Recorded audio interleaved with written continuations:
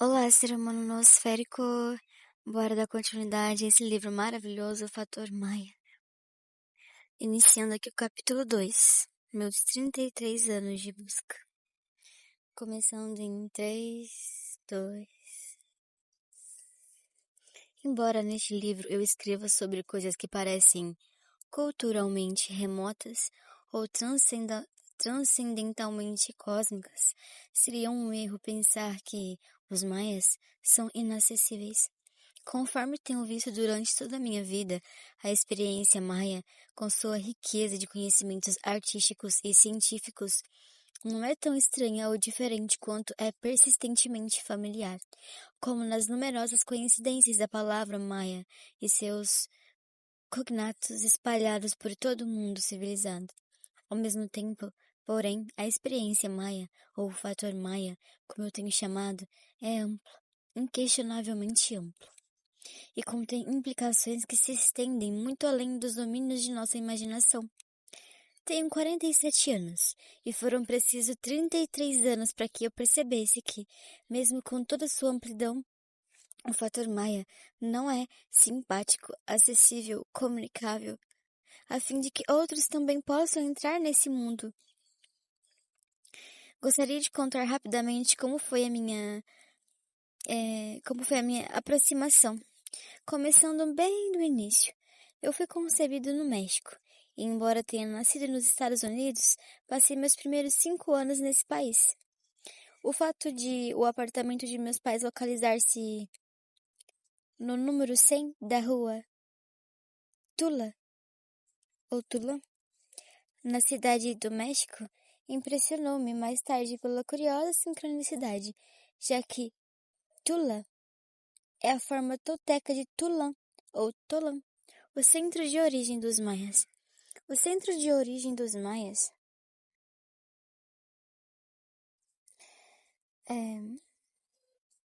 desculpa, foi em 1953, ano da descoberta do código genético e dos cinturões de radiação de Van Allen, o campo magnético da Terra, que ocorreu o meu primeiro contato com os maias. Naquele verão, meu pai havia levado os meus 2 irmãos, meu irmão gêmeo e eu, para o México. Era a oportunidade perfeita para um garoto de 14 anos. Eu não tinha estado no México desde o dia em que eu o deixei, aos 5 anos, mas a cidade do México ainda representava minhas reminiscências infantis de uma capital colonial. Embora não chegássemos além da Cuernavaca, no Museu Nacional de Antropologia, fui estimulado por uma forte impressão que me despertou profundos e remotos sentimentos. Mas o museu, com seu fantástico acervo de artefatos, incluindo a grande pedra do calendário dos astecas, não era nada comparado com a experiência da grande cidade pirâmide de Teotihuacan, lugar onde os deuses tocaram a terra. Enquanto galgava a pirâmide do sol e olhava em direção das montanhas malhadas pelas nuvens e pelo céu ainda azul daqueles tempos, um sentimento profundo brotou em mim, uma ânsia de conhecer. Eu sabia que não se tratava apenas de um conhecimento sobre as coisas, mas um conhecimento que vem de dentro das coisas, que eu desejava com tanto ardor. Quando desci os degraus da pirâmide, espantado e maravilhado com a grandiosidade da cidade de Teotihuacan, fiz um juramento a mim mesmo. Seja o que for que tenha acontecido aqui, eu vou saber, não apenas como um estrangeiro ou como um arqueólogo, mas como um verdadeiro conhecedor, um vidente. Deve ter sido naquele outono, em 1953, quando trabalhava na Biblioteca Pública de Rochester, em Minnesota, que se estabeleceu o elo seguinte. Eu estava arquivando alguns livros, tarefa que apreciava bastante pela oportunidade que tinha de me deparar com ideias novas e diferentes. E de todos os livros que estimulavam e arrastavam a minha mente para além de si própria, havia 2 em particular. Tertium Organum, de P.D. Ouspensky, e The Ancient Maya, de Sylvanus Greenswald Morley. Caramba, eu peço perdão aí, minha pronúncia no inglês tá fluente. Com relação ao primeiro volume, porque as estonteantes descrições das possibilidades de existência de infinitos mundos paralelos eram suficientes para deixar minha imaginação numa condição de serena transcendência. Ou trata-se de uma recordação? Realmente, eu não sabia discernir. Por alguma razão, o livro de Morley sobre os maias causava o mesmo efeito. Ou antes, enquanto expandia minha compreensão de uma experiência cultural de elevadas dimensões, o livro de Morley me dava um roteiro de probabilidades terrenas de fundamentar as experiências cósmicas que Ouspensky descrevia no Tertium Organum.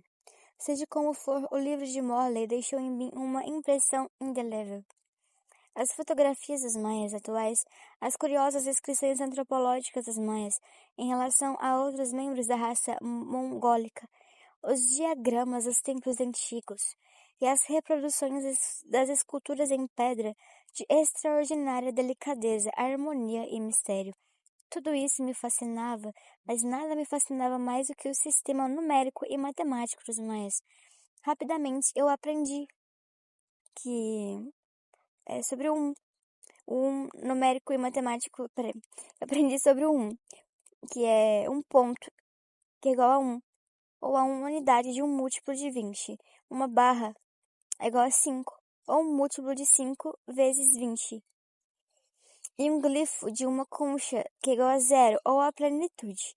Era então extraordinariamente simples e aerodinâmico, e depois havia os nomes das diferentes posições e valores. Kim, Vinais, Tum, Catum, Bactum.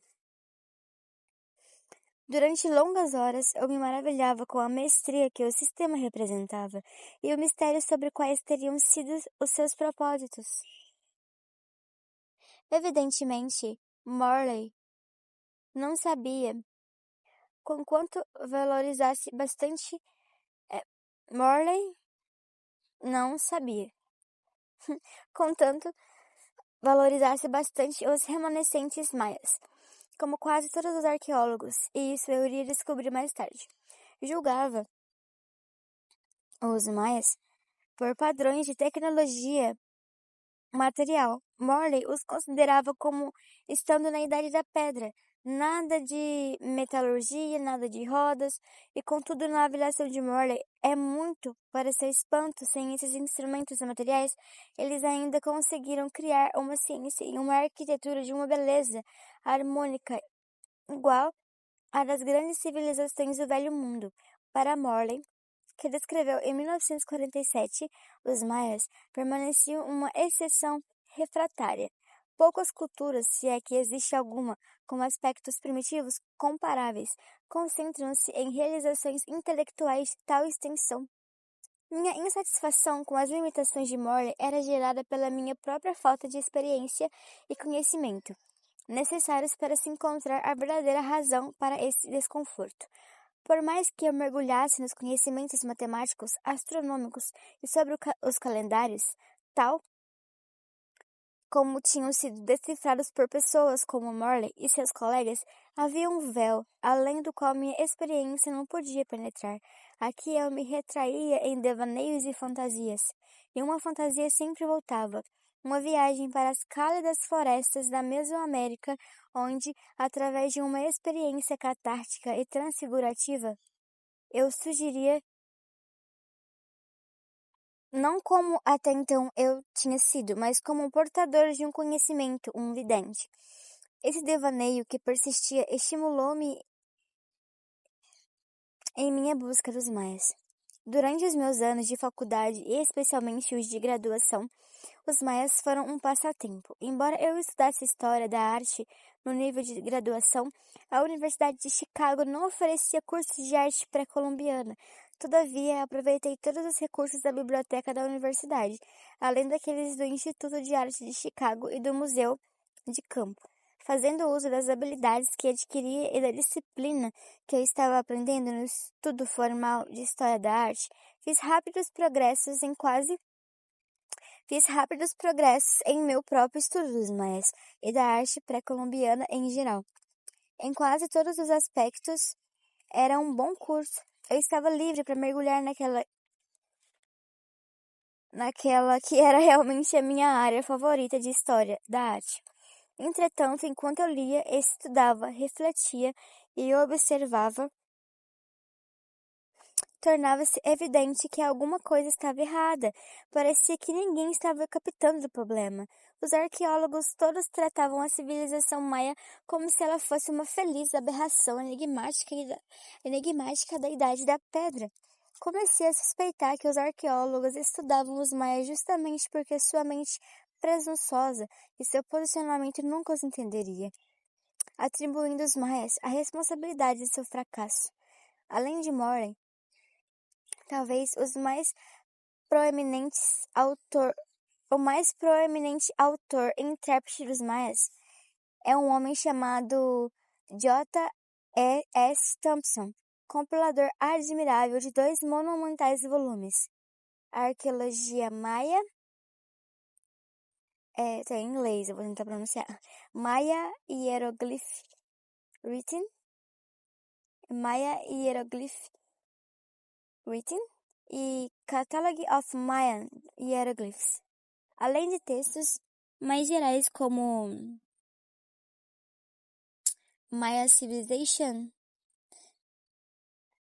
Thompson, mais do que qualquer outro, escreveu sobre os maias, como se eles fossem sábios idiotas, mas hábeis, sabe lá Deus por que razão, em cálculos astronômicos abstrusos, ao ponto de tal habilidade de construir numa obsessão demoníaca, mas sem nenhuma finalidade racional.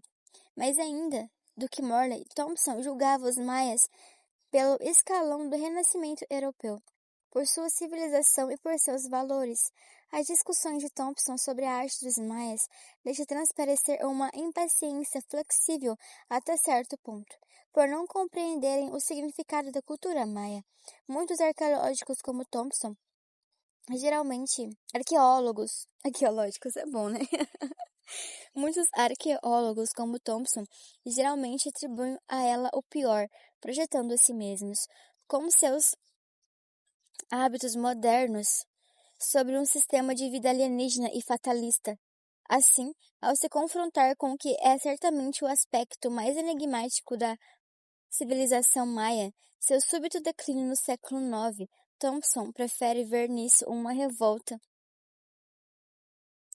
dos escravos contra governantes despóticos.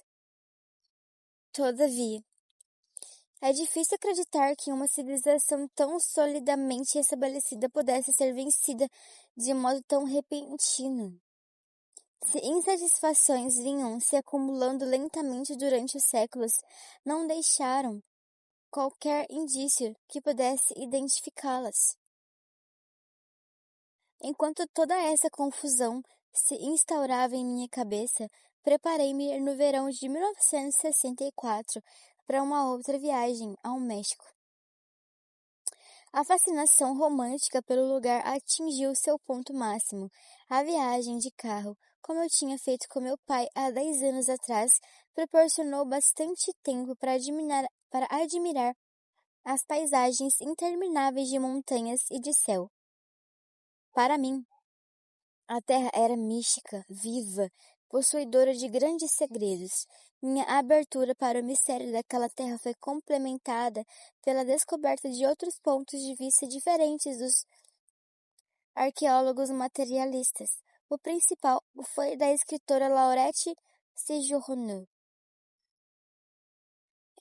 Eu já estava familiarizado com seu livro Burning Water, Thought and Religion in Ancient Mexico, onde se pode respirar novos ares, em contraste com os textos arqueológicos, pois Séjourné levava a sério as aptidões mentais e espirituais dos povos antigos. Na cidade do México, entrei em contato com o seu estudo The Universe of Quetzalcoatl. Na introdução desse livro, o eminente historiador da religião Mircea Eliade,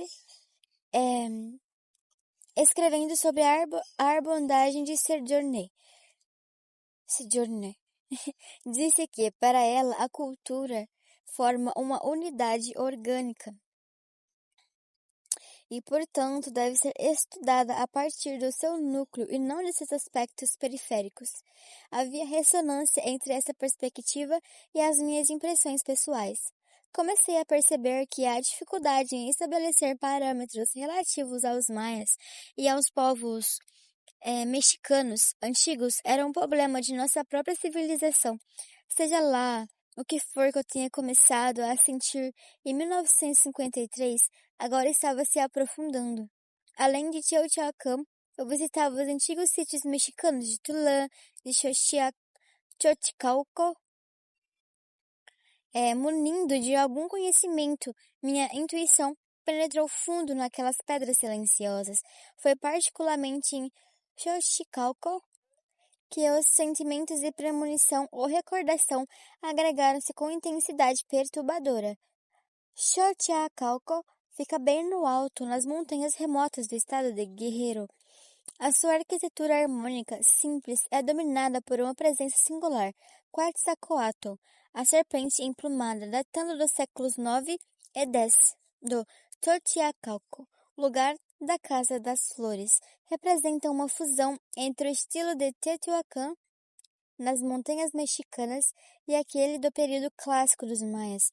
Sem dúvida, foi em Xochicalco que as elites maias de Teotihuacan refugiaram-se e reuniram-se depois do declínio abrupto do período clássico, e foi lá que nasceu o Quetzalcoatl histórico, em 947 d.C.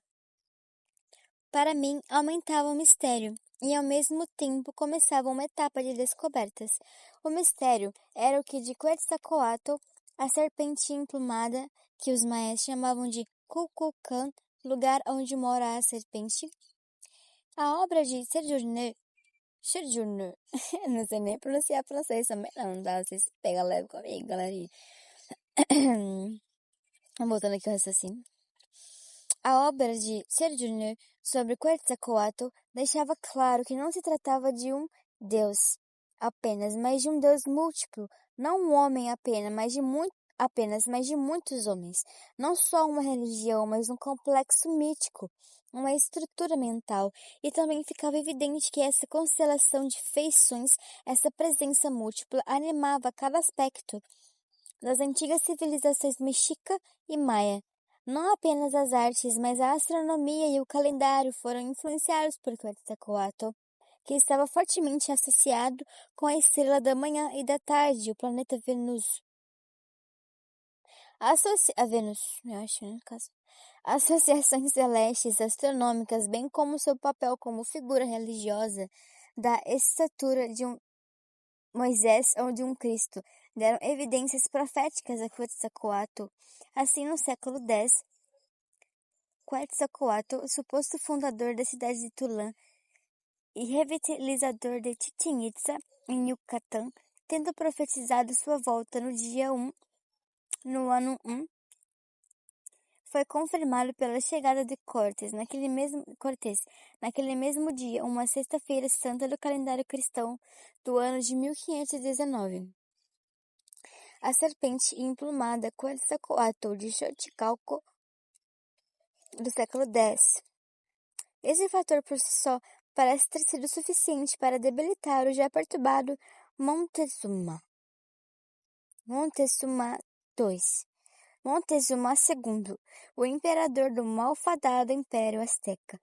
Embora poucos em nossa cultura tenham ouvido falar de Quetzalcoatl, exceto os que conhecem o romance de D.H. Lawrence, The Plumed Serpent, os fatos proféticos ocorridos deram-se à convicção de que deram a convicção de que Quetzalcoatl não foi apenas um caso local, antes vi nele uma forma imanente e invisível que sustenta e transcende a trama mítica da mecanização. Fortalecido com essa intuição, mais uma vez voltei do México com um sentimento de missão pessoal. Quando concluí meus estudos de graduação em História da Arte, em 1965, eu tinha chegado a uma posição intuitivamente mais refletida a respeito dos maias e das civilizações de Anahuac, lugar entre as águas, e no nome original dado ao México e à América Central. Os arqueólogos podiam desenterrar pedras e catalogar datas, atribuir nomes como Deus, de ou objeto ritual, mas isso não dizia nada sobre a dinâmica das civilizações antigas. Para mim, era óbvio que uma estrutura mental intuitiva deveria ser desenvolvida além da necessidade de se penetrar.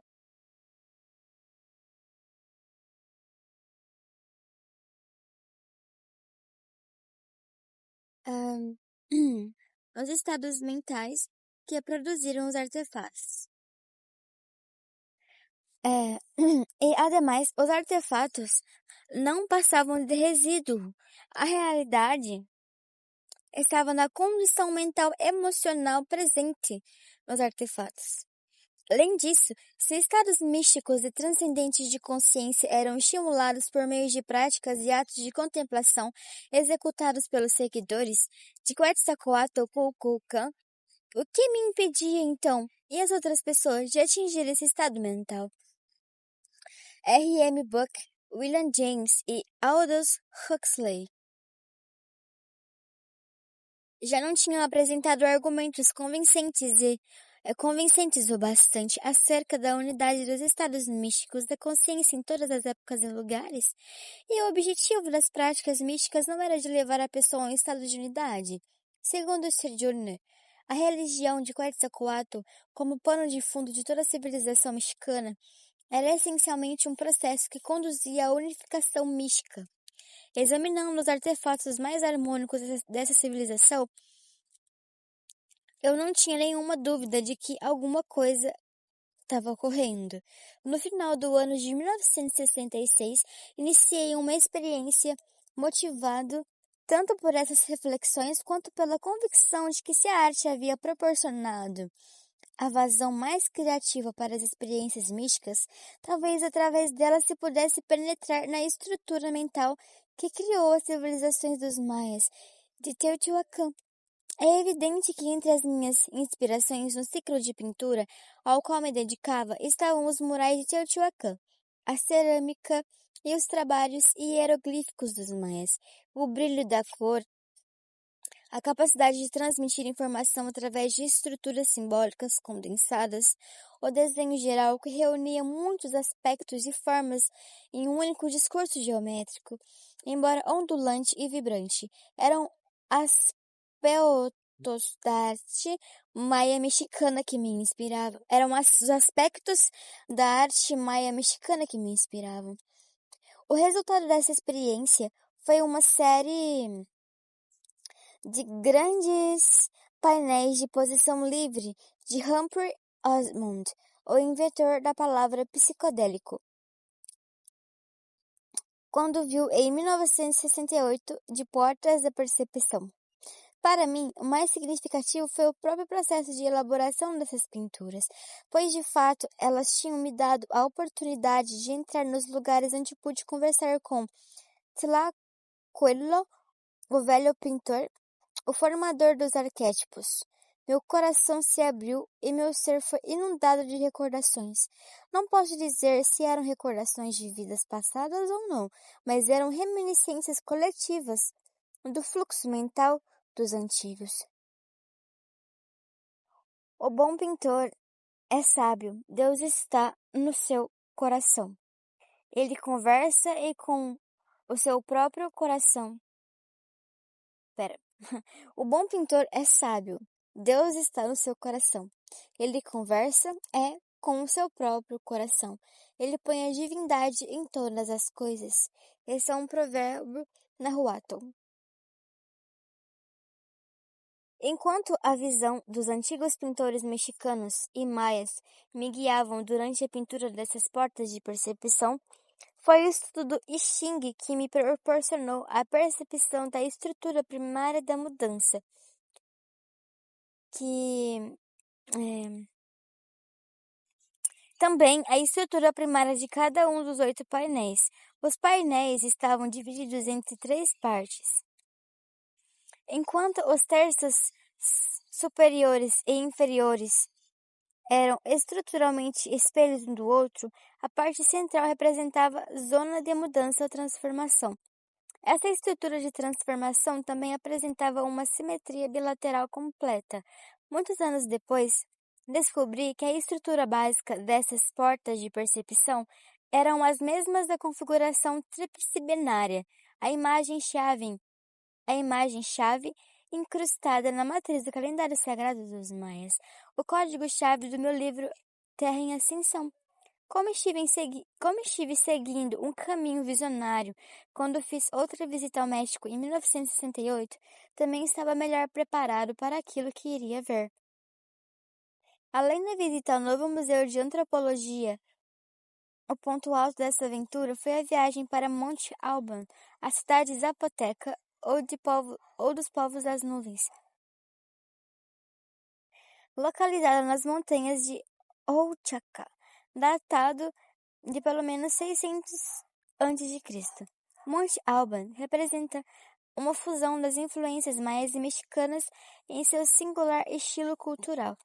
Lá se encontram as esculturas dos dançantes, os dançarinos sacerdotes xamãs estáticos com a cabeça de animal, cujo interior do corpo está assinalado com hieroglifos. Porém, ao lado deles encontramos marcações notacionais do sistema matemático maia, sinais do calendário sagrado. Aqui também, na grande praça do centro cerimonial, está o observatório peculiarmente disposto de forma oblíqua, ponderando sobre a identidade das dançarinas e sobre o significado dos sinais constantes do calendário. Recebi sugestões de presenças, seres estelares, guardião, quem eram eles? Não longe de Monte Alban, na pequena cidade de Teotitlán del Valle, ainda são celebradas antigas cerimônias e ainda se tecem tapeçarias de um sofisticado refinamento geométrico e simbólico.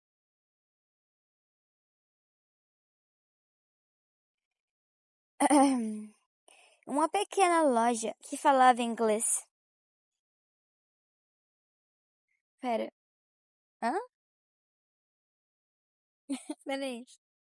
Uma pequena loja que falava inglês é foda, né? Eu esqueci de ler aqui a palavra. O proprietário de uma pequena loja que falava inglês, seu irmão, o tecelão, só falava zapoteca. Me surpreendeu. Seu recurso era puxar 2 tecidos de vermelho e preto, o outro azul e laranja. O desenho desses tecidos eram notáveis, pois consistia... Meu Deus, falha técnica. Eu tô gravando esse livro, esse audiobook meu, a natureza e... É... Estou bem, voltei.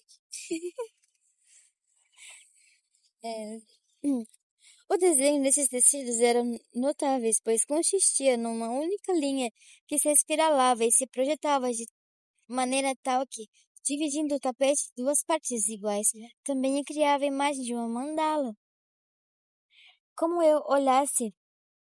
se olhasse admirada, o proprietário pescou para mim e disse: Veja, os antigos mexicanos também conheciam o yin e yang, por causa da cintilação das cores complementares azul e laranja. Comprei aquela peça e, tomando uma cerveja cerimonial com o proprietário, senti que tinha passado por uma outra interseção de faixas temporais. Contudo, era 1968, uma época de inquietação e violência por toda parte. Quando saímos da cidade do México, ouvimos notícias do rádio sobre os tumultos de Tlatelolco. Tlatelolco. Tlatelolco. Onde cerca de 400 estudantes foram mortos. Meus pensamentos voltavam-se cada vez mais, não apenas para as injustiças do mundo, mas para aquela visão distorcida que predominava em toda parte a respeito do terceiro mundo. Essas preocupações começou a inspirar minhas aulas de História da Arte, e em Davis, onde eu lecionava na Universidade da Califórnia, participei dos esforços iniciais para criar uma faculdade americana nativa, a Universidade de Ganawida Quetzalcoatl. Foi através desses esforços que conheci dois americanos nativos renegados, Tony Scherer e Sam Beer. Tony estava muito envolvido com as profecias de Quetzalcoatl e com o calendário sagrado, sobre os quais ele escreveu seu livro, Lord of the Dawn, um livro seu anterior, Beneath the Man and Under the Sun. Descreve o calendário sagrado e contém a imagem que eu chamo de configuração tríplice binária. O desenho mágico de 52 unidades dentro da matriz de 260 unidades do calendário sagrado. Foi através da inspiração de Tony que vim me interessar mais tarde pelos estudos do calendário sagrado, o Tzolk'in, como tem sido chamado. Foi também Tony que me falou sobre a importância da data de 1987 relativa às profecias referentes à volta de Quetzalcoatl. Os esforços de Sam Beer para fundar a tribo do urso e o seu claro apelo para o retorno à terra e ao modo da vida tradicional muito me inspiraram naquela época, a ponto de eu me envolver na organização do primeiro Festival da Terra em Davis. Aquele foi o Dia da Terra em 1970. O lançamento do movimento ecológico. Essas atividades e interesses persistiram enquanto eu lecionava no Evergreen State College. Foi lá, no inverno de 1972, que eu também encontrei o tradicional porta-voz dos Hopis, Thomas Baniaka, que compartilhava das profecias desse povo. Sempre lembrei de Thomas, dizendo que somente aqueles espiritualmente fortes sobreviverão a passagem no quarto mundo e a vinda do quinto. Entendi que aquele momento estava intimamente relacionado com a data de 1987 que Tony havia me revelado. Os estudos sobre o pensamento maia e sobre os antigos mexicas nos exerceram grande influência na elaboração do meu livro, The Transformative Vision, de 1975, essencialmente uma crítica da civilização ocidental, empregando a metáfora dos hemisférios direito e esquerdo do cérebro. Utilizei o grande ciclo maia de 5.125 anos, que começou em 3.103 a.C. e terminava em 2012 depois de Cristo. Juntamente com o conceito hindu das 4 idades ou yugas e o conceito dos yets, dos cones e matizes, como estrutura para pôr em perspectiva a moderna tirania do hemisfério esquerdo. Todavia, a única análise da Transformative Vision que apareceu em um jornal de arte desprezava os meus esforços, pois eu tive a audácia de avaliar o Renascimento e a moderna civilização ocidental a partir de perspectivas cosmológicas tão alienígenas como a hindu e a maia.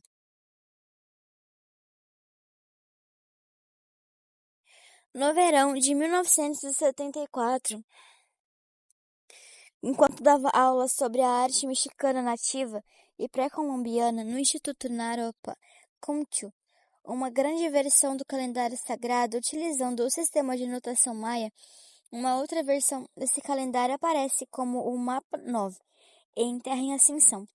O que me impressionou nessa versão foi o efeito rítmico das 20 repetições das notações de 1 até 13.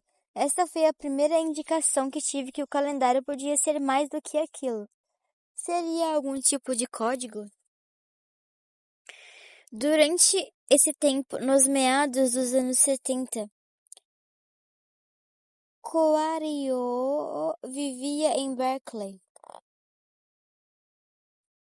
Participei de um efêmero projeto educacional chamado Fundação Shambhala Tolan. Enquanto Shambhala referia-se ao místico reino da Ásia Central, tão fundamental para os ensinamentos e conhecimentos proféticos do budismo tibetano, Tolan representava a cidade mítica e fonte de sabedoria dos maias e dos antigos mexicanos. Segundo minha intuição, existia alguma conexão, conquanto obscura, entre esses dois domínios legendários. Uma conexão não tanto no plano terreno, mas no corpo etérico do planeta. Houve em algum tempo remoto uma congruência e uma sincronização de tradições proféticas entre a gente de Shambhala e a de Tolan? A volta dos guerreiros de Shambhala e o retorno de Quetzalcoatl estariam de alguma forma relacionados? Enquanto a visão da Fundação Shambhala Tolan ultrapassava minha capacidade de implementar algo de prático com ela, encontrei nos ensinamentos do budismo tibetano uma base importante para minha mente. Dedicando-me intensamente às práticas de meditação, tornando acessível por meio de meu instrutor, Shodhyan Trungpa Rinpoche. Descobri na doutrina Vajrayana um vasto contexto para dar prosseguimento às minhas investigações sobre os maias. Em particular, os ensinamentos sobre a mente única pareciam muito úteis para considerações ulteriores a respeito do calendário maia, suas origens e especialmente sua base filosófica e científica. Do mesmo modo que nas cosmologias budistas e hindu, os maias escrevem um universo de ciclos infinitos de tempo. E de ser antes, os maias são mais precisos nos cômputos desses ciclos. E, em todo caso, a contemplação dos ciclos de grande alcance e que tudo encerram levam inevitavelmente a considerarmos o fato de que não estamos sós, de que existe uma infinidade de outros mundos mais evoluídos do que o nosso próprio sistema. E se quisermos alcançar um grau maior de conhecimento e de comunicação, de que outra forma poderia ser senão por meio do desenvolvimento da mente, através do esclarecimento da expansão da consciência? Ainda nos meados dos anos 70, publicaram-se 2 outros livros que estimularam minhas reflexões cosmológicas sobre os maias e seu calendário. Time and Reality and Thought of the Maya, do filósofo mexicano Miguel León Portilla, e o México Mystic, de Frank Waters. Embora complacente com uma poética da imaginação maia e apresentando uma comparação do pensamento maia com o taoísmo chinês, o estudo de Leon Portilla não consegue penetrar a ciência real do que está por trás do calendário e da obsessão dos maias com o tempo. Por outro lado, o estudo de Frank Waters possui a virtude de apresentar as tradições proféticas dos maias e dos antigos mexicanos num contexto de certa forma contemporâneo. Ele focaliza especialmente a data final do grande ciclo, que ele determina para 24 de dezembro de 2011, como um monumento de uma grande transformação na consciência planetária, a futura sexta era da consciência. Em 1976, viajei para o México mais uma vez. Nessa ocasião, aventurei-me em solo maia e visitei o antigo sítio de Palenque. Quando eu e minha família chegamos a Palenque, desabou uma verdadeira tempestade tropical. Escalamos os 9 níveis de pirâmide das inscrições e procuramos abrigo no templo, que se localizava no alto. De lá, vimos um duplo arco-íris que parecia sair dos templos dos ventos, não longe de onde a gente estava. Não há dúvida sobre a magia de Palenque, com duplo arco-íris ou não. Aqui foi descoberto o túmulo do líder Pacal-Votan, em 1947, o único túmulo em pirâmide, no México, do estilo egípcio. Não há nada em Palenque que não seja harmonioso. As esculturas em baixo relevo da cruz folhada e da cruz do sol são incomparáveis, assim como a tampa do sarcófago do túmulo de Pacal-Votan. Contudo, o que mais me cativou foram os vestígios de afrescos pintados no Templo dos Ventos. Sim, eu já os tinha visto. Eles haviam ocupado a minha mente quando comecei a pintar as portas da percepção de uns 10 anos antes. Devido à presença do túmulo de Pacalvotã, cuja câmara funerária é decorada com símbolos dos Nove Senhores da Noite ou Nove Senhores do Tempo, o mistério de Palenque é profundo. O sentimento de abandono e de silêncio humano está em toda parte. Ao mesmo tempo, a sinfonia da selva flui em ondas e crescendos de um contínuo êxtase de insetos, típica dos grandes centros clássicos dos maias. Palenque redama a pergunta: por que Palenque foi abandonada? Para onde foram os sacerdotes, os astrônomos, os artesãos? Que conhecimento levaram com eles e por que disso? Não mais do que 100 milhas distantes de Palenque, no alto das serras de Chiapas, perto da fronteira com a Guatemala, localizava-se a cidade de São Cristóvão. Outrora, um grande centro colonial, e agora São Cristóvão aparece um tanto desolada, longínqua, porém, ocasionalmente, é possível vê-los nas ruas, os maias lacandônios, longos cabelos negros, descendo até abaixo dos joelhos, vestindo túnicas brancas e simples. Os lacandônios conseguiram manter sua integridade, levando uma vida sedentária nas terras baixas da floresta, onde conservam o calendário e a riqueza de seus sonhos, revelando poucos segredos. Eles vêm São Cristóvão para fazer algum comércio e depois voltam novamente para o seu refúgio. Ao vê-los, fiquei impressionado. Que papel os atuais lacandônios, esses descendentes dos antigos astrônomos, representam no grande drama do mundo? Será como sugere o filme Chuck, simplesmente para conservar o sonho, o espírito aborígene, sem o qual o mundo se desculpa, sem o qual o mundo se arruinaria mais cedo do que se espera? O que ocorre na psique do nativo que nós nunca vemos ou sabemos? O que, entretanto, mantém um necessário equilíbrio com a Terra? Pegamos um táxi em São Cristóvão um domingo e fomos visitar uma vila afastada. Na velha igreja, que era uma igreja só na aparência, os índios dirigiam seus cultos. O cheiro de incenso e de copal era forte. Periodicamente, o canto atingia uma estranha harmonia e depois passava por uma suave cacofonia. Do lado de fora, os jefes, os líderes locais, passavam um bastão com ponta de prata entre eles, decidindo sobre questões levantadas pela comunidade. Observando tudo isso, fiquei pensando: quem fala por essas pessoas? Ou será que eles falam. é, Ou será que eles falam para a terra e isso tudo? E isso é tudo o que importa? O abismo aparente que existe entre os maias atuais e os arquitetos das cidades antigas não pode ser julgado pelos nossos critérios de progresso material. Refletindo sobre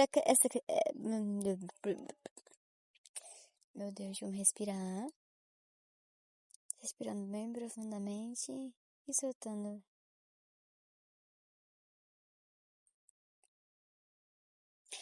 Refletindo sobre essa questão, lembro-me do mito Hopi, referente a Palat Ki-Hapi, a misteriosa cidade vermelha do sul. A história conta a migração para as terras quentes do sul e a construção da cidade-templo de Palat Kawapi, com seus 4 planos. Porém, o objetivo da construção é apenas o de obter a consolidação de um sistema de conhecimento. A ordem dos construtores abandonarem a cidade, deixando como uma memória desse conhecimento. Depois de terminada a obra, esquecendo a ordem, os habitantes começaram a entrar em decadência. mas uma rivalidade entre os clãs faz com que despertem, recordando-se de sua missão. As pessoas finalmente abandonaram Palatiquiuapi, a misteriosa cidade vermelha do sul. Esse mito se ajusta bem aos maias. O objetivo deles era codificar, estabelecer um sistema de conhecimento, uma ciência, e tê-lo codificado em pedra e em texto e ir embora.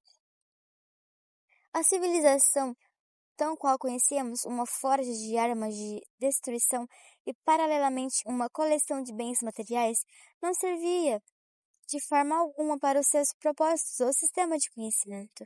Outro fator surge nesse cenário, uma vez que o sistema de conhecimento e a ciência maia interessavam-se tanto por ciclos de tempo, eles divisaram nos- no horizonte um período de trevas.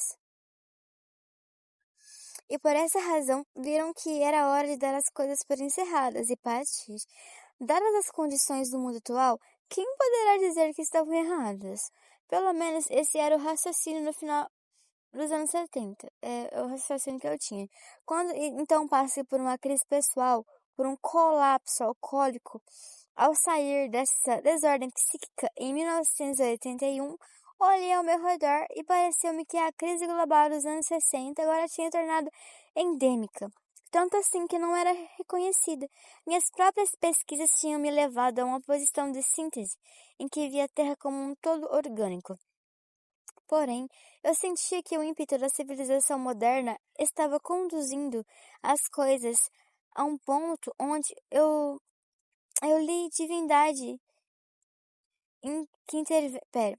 Porém, eu senti que o ímpeto da civilização moderna estava conduzindo as coisas a um ponto onde as divindades intervêm ou deixamos como legado nossa extinção. Para mim, significava dar um salto, desviar-me do abismo, por assim dizer, na direção daquele território mental considerado extinto ou tabu pelos padrões culturais vigentes.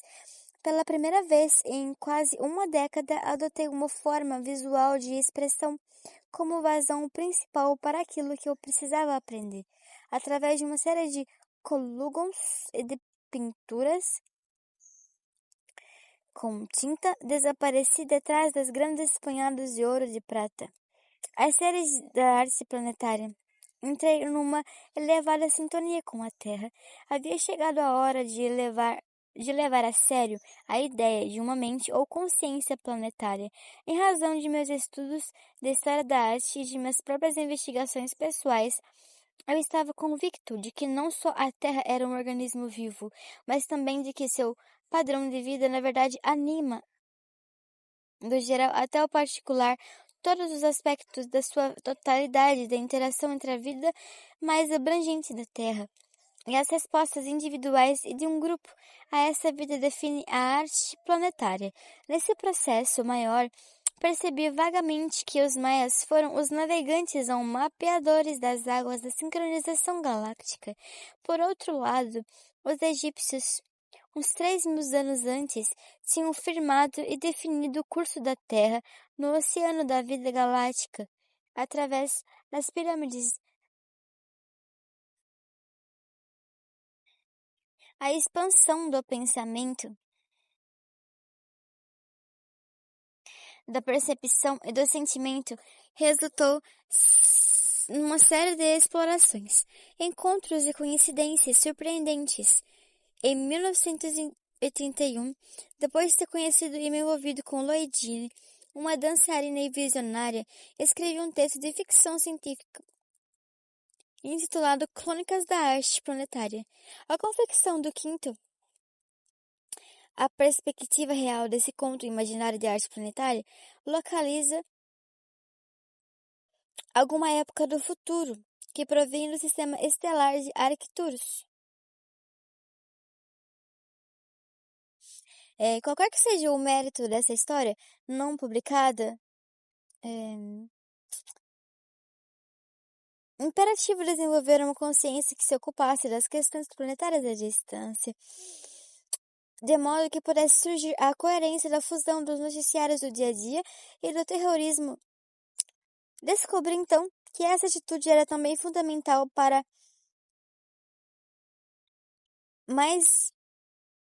que eu pudesse aprofundar mais os mistérios dos maias.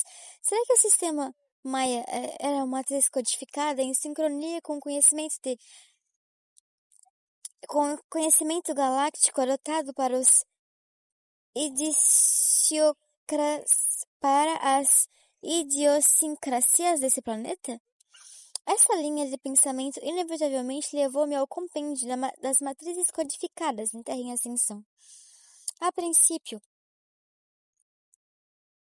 um texto de geomancia e de adivinhação telúrica aponta de partida desse livro, que foi a coincidência de identidade entre o Xing e os 64 códons no DNA, isto é, o código genético, quanto à descoberta sincrônica de que cada uma das fileiras horizontais e verticais do quadrado mágico de 8 de Ben Franklin produz a soma 260, e a considerar a relação entre a matriz do calendário sagrado dos maias, o Tzolk'in, de 260 e o I Ching. E o que se seguiu depois disso foi o espontâneo de mapas ou matrizes que constitui a Terra em Ascensão. Figura código principal, sendo a configuração tríplice binária, cujo calendário sagrado dos maias. Cujo é o calendário sagrado dos maias. Tenho plena consciência de que, para muitos, os mapas de Terra em Ascensão são como uma língua estrangeira. Isso não me causa susto, pois a compreensão efetiva desses mapas, mesmo para mim, só depois da publicação do livro em 84, aos poucos que comecei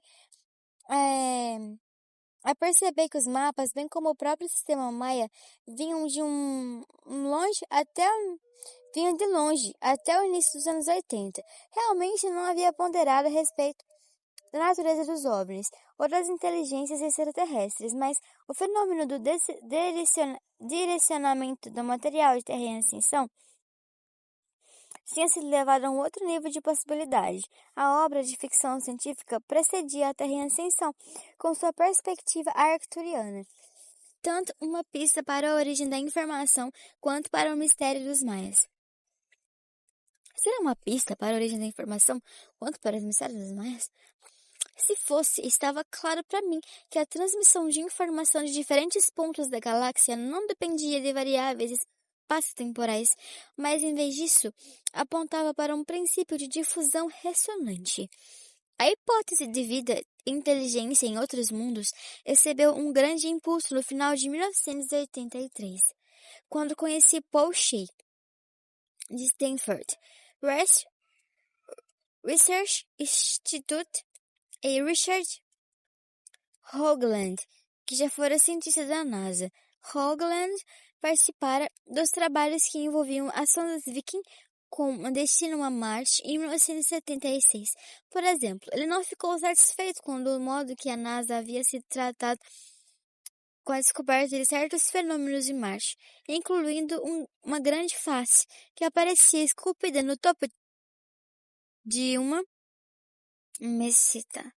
Ao ver as fotos realçadas por computador, com os quais uma memória me abalou, mas era a mais ampla, mais profunda e infinitamente mais obsessiva de qualquer outra que já me ocorrera.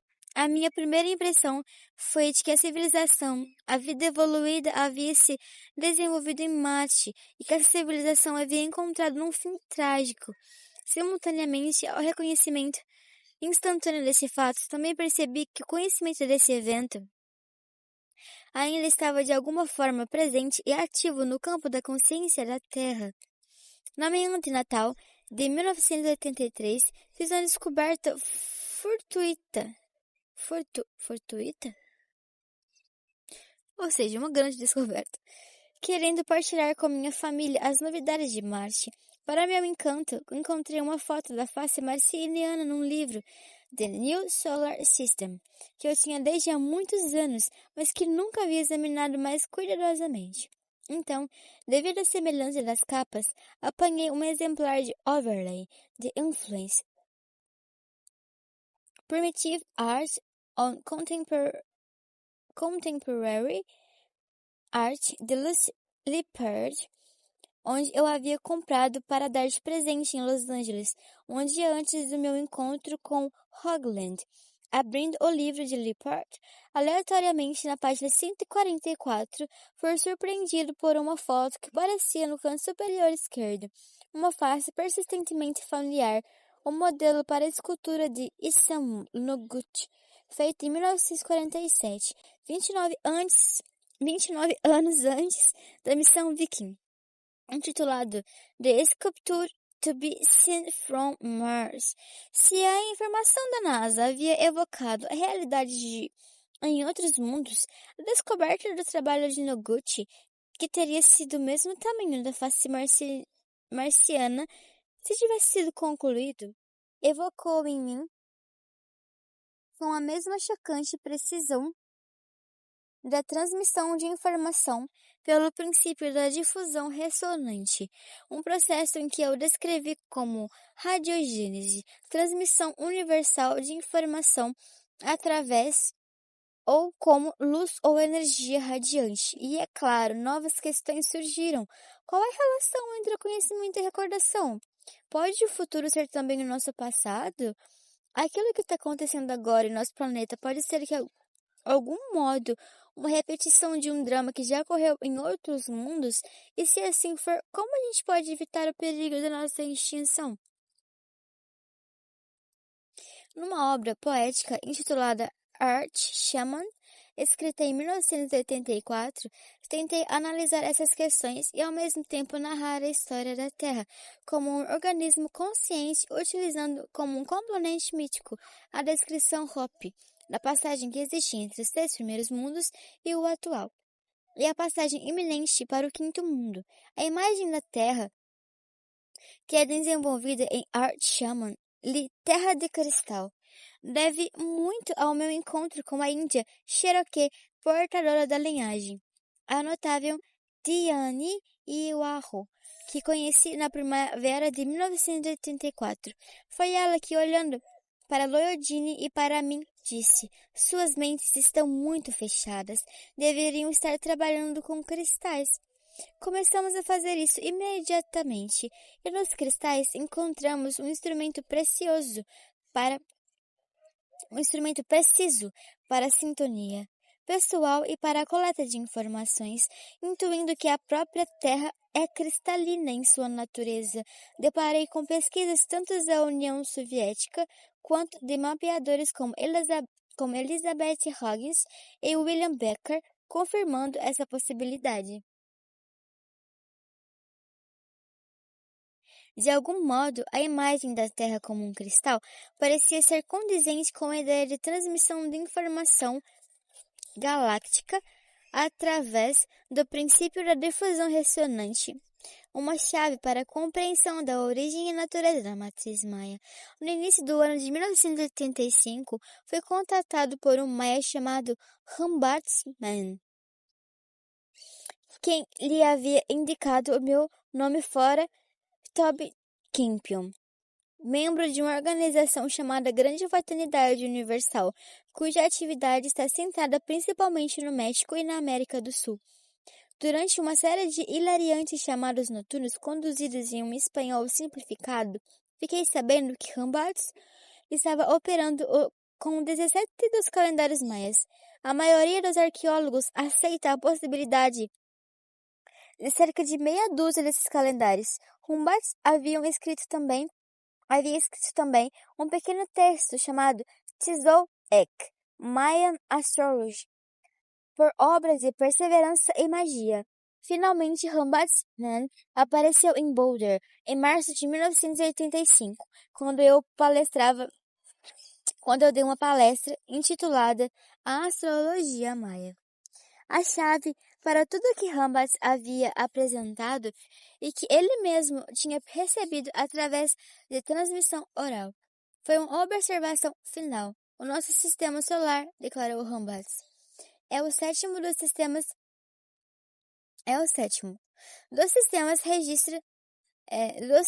dos registros dos maias. Não há dúvida de que meu encontro com Robertsman foi o evento mais crucial de minha longa história de investigação sobre os maias.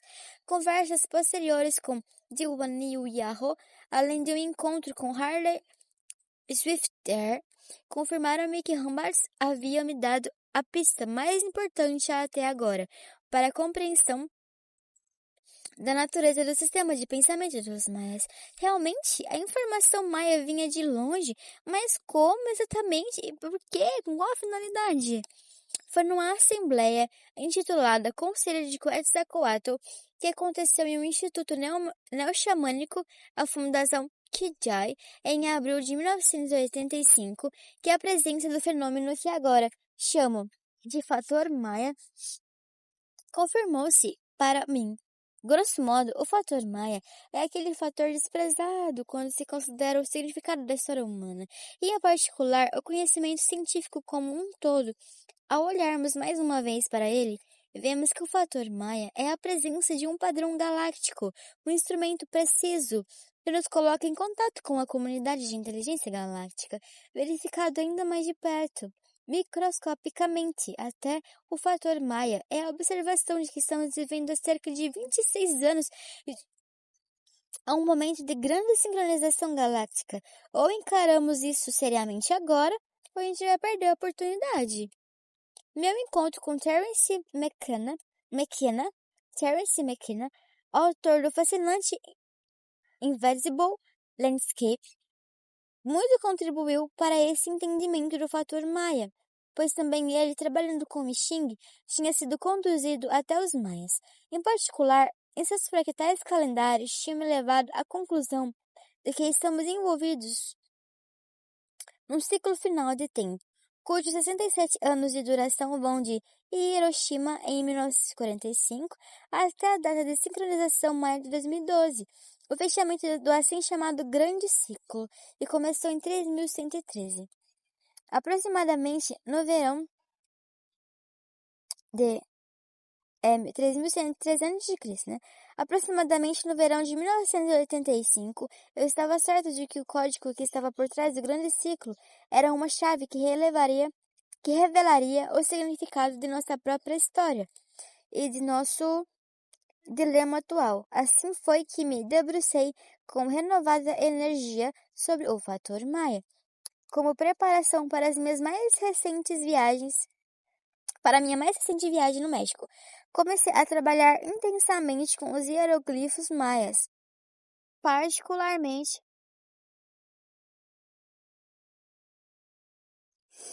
eh, dediquei-me aos 20 signos sagrados, os glifos chaves do calendário sagrado. O contato com os estudos analógicos da simbologia antiga dos egípcios em Schwaller de Lübeck, os nominhos, né? Os nominhos. Schwaller de Lübeck. Sorry, Vutan, sorry. Me havia proporcionado um ponto de partida para os meus renovados estudos dos glifos maias. Deixar-me absorver algo profundamente revelador. Deixar-me absorver esses glifos, fazendo desenhos e vários arranjos com eles, foi algo profundamente revelador. Descobri que estava adquirindo informação através deles. Isso me demonstrava que o fator Maia não era nada morto, ou pertencente ao passado, mas um sistema vivo. Em dezembro de 1985, Lloydine e eu estávamos em Yucatán, no imenso sítio de Coba, na sua maior parte ainda não escavada. O mais setentrional dos centros da civilização maia pré-830 d.C. e também uma das maiores. Coba possui uma presença que é o próprio epítome do enigma maia. Invadida pela floresta, suas pirâmides altamente escalonadas e suas praças, chamadas de Sakbeoba, marcadas e caracterizadas por grandes esculturas hieroglíficas, algumas contendo datas, ou será que são números harmônicos, referentes a eventos localizados em pontos inconcebíveis do passado remoto ou em algum lugar do sistema. Cuba. Foi foi o ponto inicial e final de uma peregrinação de um mês que terminou em 10 de janeiro de 1986. Nesse período, passamos pela cidade do México, na ocasião seriamente atingida pelo terremoto em Teotihuacan e pelas montanhas vulcânicas dos lagos Pa- Pátzcuaro e Chapala. Retornando a Yucatán, partimos com nossos amigos do grupo Crystals, Francis Huxley, Adele Getty, Colin Kelly, Robert Oates, para uma excursão que incluía visitas em Uxmal e Chichen Itza,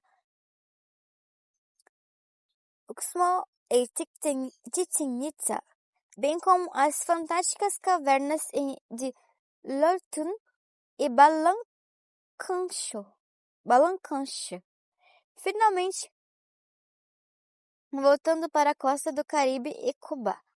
As visitas em Uxmal e Chichén Itzá foram úteis para definir o que tenho chamado de a última ou a segunda revelação de Quetzalcóatl, chegando a Yucatán por volta de 987 d.C. Com 40 anos de idade, Kukulcán revitalizou os centros de Uxmal e Chichén Itzá e fundou a cidade de Mairpan, antes de partir em 999 d.C. Cerca de um ano antes, eu tivera a oportunidade de ouvir o curandeiro Lakota George Red Elk falar sobre a relação e de o fato da identificação entre Cristo e Quetzalcóatl, medindo sobre o antigo sítio de Chichén Itzá, o harmonioso templo de Kukulcán e as numerosas representações simbólicas associadas a Kukulcán. Ocorreu-me que Kukulcán Quetzalcóatl, que em 999 d.C., profetizou a chegada de Cortes e a vinda da cristandade para o México. Foi ele mesmo uma encarnação do Cristo. À luz de minha incipiente compreensão dos maias como navegadores planetários e mapeadores do campo psíquico da Terra, do sistema solar e planetário, não, do sistema solar e galáxia. Não, mas tá certo. Do sistema solar e planetário. E mapeadores do campo. Eita, peraí, vamos, volta, rebobina. Respira. À luz da minha incipiente compreensão dos maias como navegadores planetários e mapeadores do campo psíquico da Terra, do sistema solar e da galáxia, tais pensamentos ou insinuações como a identidade entre Kukulcán e Cristo pareciam cada vez menos chocantes ao descobrir o filósofo maia Domingo Paredes, cujo livro Mayan Parapsicologia li com avidez minha visão dos maias como seres altamente evoluídos psíquica, intelectual e espiritualmente. Foi bastante estimulada, porém permanecia a questão de onde que eles veio, ou pelo menos de onde vinha essa informação e como exatamente ela era aqui transmitida. Enquanto nossa excursão seguia pelo mar de Caraíbas, tive outras intuições referentes ao fator maia. Foi novamente em Cuba, no alto da grande pirâmide de Nohoshmu. Eu tô aprendendo na Nahuatl, tá? Pra saber pronunciar isso aqui melhor. Que o significado do culto solar dos maias, bem como dos egípcios e dos incas, começou a fazer mais sentido para mim. De fato, o sol não é apenas literalmente a fonte de sustentáculo da vida, mas é também mediador de informação que chega até ela e de outros sistemas estelares através da energia radiante, e assim chamada de adoração ao sol, tal como é atribuída aos antigos maias. E na realidade, o conhecimento de que um saber maia elevado está sendo literalmente transmitido através do Sol, ou mais precisamente através dos ciclos de atividades binárias das manchas solares, o Tzolk'in. O calendário sagrado é um meio de rastrear essa informação utilizando os ciclos das manchas solares. O Tzolk'in é também a matriz da informação comunicada por pelo menos dois sistemas estelares e que criam informações comunicadas e que criam um campo de informação. Parece claro que as Pleiades são uma delas, e é muito provável que Arcturo seja uma outra. Nosso último fim de tarde em Yucatán, passamos em uma rústica hospedaria de teto de como chamada Chacmulo. As ondas do mar, em gestos contínuos, arrebentavam-se sobre a praia intemporal. À noite, as estrelas espargiam seu pálio de infinitas recordações no céu enegrecido, contemplando a geometria de padrões estelares interpenetrando. Senti um bem-estar incrível brotar em todo o meu ser. Ao som do vento, ao som das ondas, à vista do deslumbrante esplendor das estrelas, um conhecimento profundo e maravilhoso espalhou-se por todas as células do meu corpo. Os maias estavam voltando, mas não como poderíamos tê-los física e precisamente por esta razão. Seu retorno... os maias estavam voltando, mas não como poderíamos tê-los imaginando. Essencialmente, seu ser como o nosso transcende a forma física e precisamente por essa razão, seu retorno pode ocorrer dentro de nós, através de nós, agora. Acordamos para saudar o alvorecer em Chacmoo, no entre as ondas do mar. Olhei para cima. O céu, flamejante com nuvens cor-de-rosa, anunciava um novo dia. Despedimos-nos dos amigos e dos conhecidos e fomos para Cancún, depois para o aeroporto e finalmente para o falecido mundo industrial. Dessa vez eu retornava eu retomava, meu Deus do céu, eu retomava. O José Arguelles retomou. Ele retomava o mais autêntico do que nunca. Ele estava muito autêntico, ele estava autêntico, entendeu? E ao mesmo tempo, como se fosse outro. O fator Maia tinha sido recuperado. Talvez o ciclo mundial ainda marcasse seu encontro com o destino da galáxia.